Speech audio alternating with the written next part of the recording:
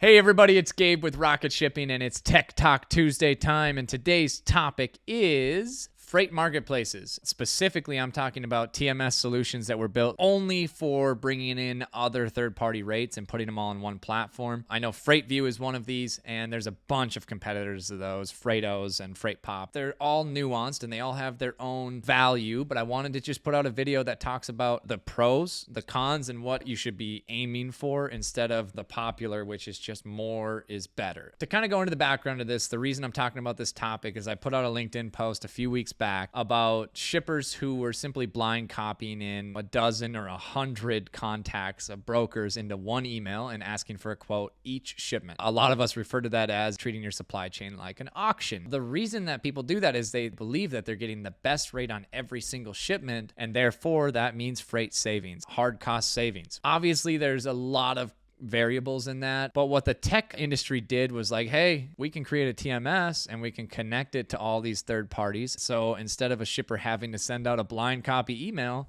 they can now just log in and see all the rates at once. And oftentimes that's done in the form of it sends out the email for you and the broker has to go click into the portal and enter a rate. Dozens of these companies out there. I'm not going to give an opinion on whether or not I think any given shipper should use a platform like that. I think there are reasons. The pros would be you can consolidate and you can save money on shipping on the freight rate. The cons would be that most of the best relationships and the best brokers don't participate in that auction. Variables that people often don't think of and that shippers should really consider is that there's a bunch of very good brokers out there too. Companies like Rocket Shipping, and I think we're one of the best out there, most of them won't participate in a per shipment basis. And if they are, they're delegating it down to their secondary ops staff, or they're delegating it down to only new or green sales reps who just need some kind of revenue. They don't have a book of business yet. Because it's so transactional, nobody that is at the top of the game is assigning value to that type of relationship. And so what we've created between the shippers and the brokers and the carriers with these freight marketplaces is consolidation down to low skill, low priority brokers. One, it's kind of a feedback loop that feeds into brokers are transactional. Well, yeah, some of them are, but the ones you're working with who are using the freight marketplaces and are willing to do that type of business actually are pretty poor, in my opinion. I don't think people would probably push back too hard on me on that. I think most of the top brokers stay away from that type of business. Even if you are taking that business, like I said, you're assigning it to a newer rep who doesn't have that experience. And so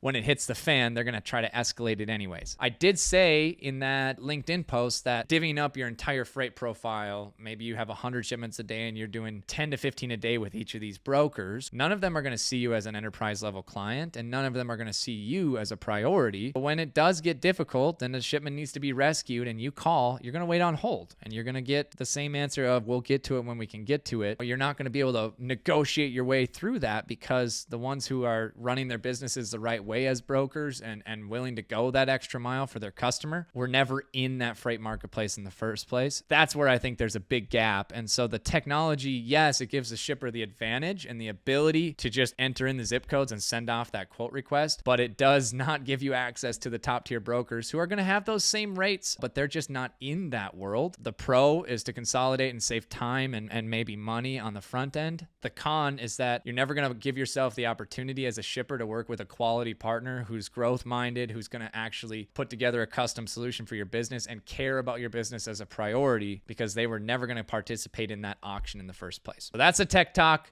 I appreciate you guys. We'll see you on In the Weeds Wednesday tomorrow.